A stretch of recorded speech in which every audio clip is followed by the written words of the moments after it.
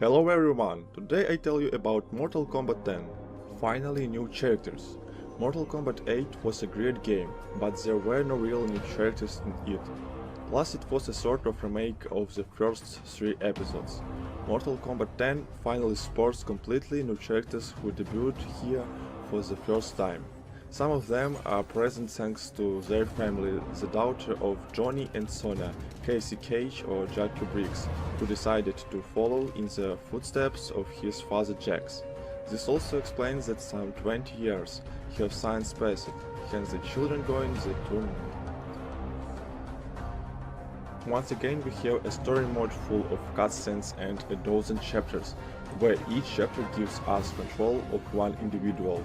Again, we just take use of the God guys, and our goal is to defeat Shino. The cutscenes look better than ever and quick time events regularly occur. Interestingly, just because we fail to quickly press the button appearing on screen, it does not mean game over. Overall, this is an existing story mode, with some dialogues being quite cheesy, and once you are done the many towers away to use the new roster consisting of 33 characters. Interaction, brutalities and cool dialogues. During the fight, some of the background items can be used by just the press of a button.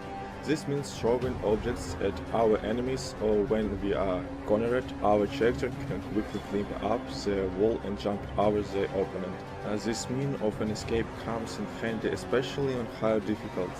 It is a good idea to make use of the stages that are not just there to be showcases of the engine's capability. As for the engine, this latest Mortal Kombat still uses Unreal Engine 3.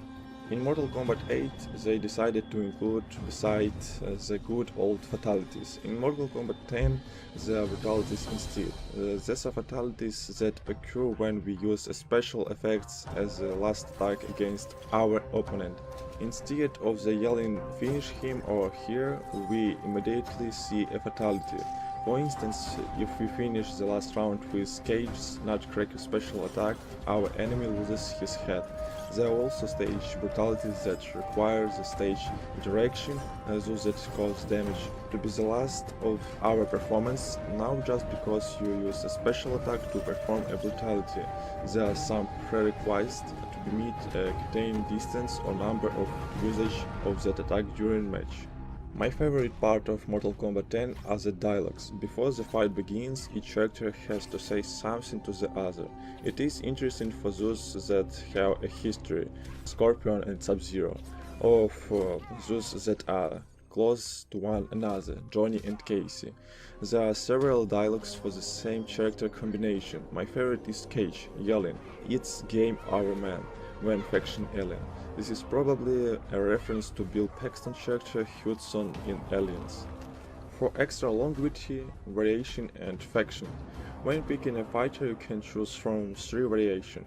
This affects the fighting style of that person. For instance, while Sub-Zero can use his signature Ice Ball attack all the time creating an ice clone, is only possible under one variation. Under another, the same button combination makes him use an ice hammer to smack his opponent. Some of the above mentioned brutalities require a specific variation. This feature is mainly new to the PC gamers, as an on-console variation were present in previous Mortal Kombat titles. The robot characters have the chipset variation of all. Cyrex, Sector, Smoke and Cyber Sub-Zero are considered variation under the character title Driver, instead of X had for XL. A YT change to the title to indicate the presence of all DLC.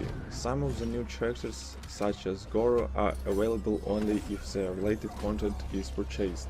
I recommend that you buy the XL version to have full experience. Remember Freddy Krueger in Mortal Kombat 8? We now have 4 new characters going from famous horror franchise. The silent Jason Voorhees, the crazy Leatherface, the alien Xenomorph and the extraterrestrial Predator all go in the battle. Their special attacks and fatalities are all similar to what they do in their respective films. Conclusion: Mortal Kombat 10, but you'll just accept. It's an excellent follow-up to Mortal Kombat 8, with new characters, exciting stage with the option to interact with items and, most of all, gory fatalities. Some of them look truly disgusting due to the visible intestines. You need to have the stomach to bear witness to Kano's disemboweling his opponent, or Ermac's little trick to create a pile of entrails. Oh, and if you think you were able to master Mortal Kombat 8, on very hard Mortal Kombat 10 will be surprisingly difficult once you leave the medium settings behind. The 10th Mortal Kombat game in the series is a gory blast, therefore highly recommended. I hope you like it. If it's true, must click like below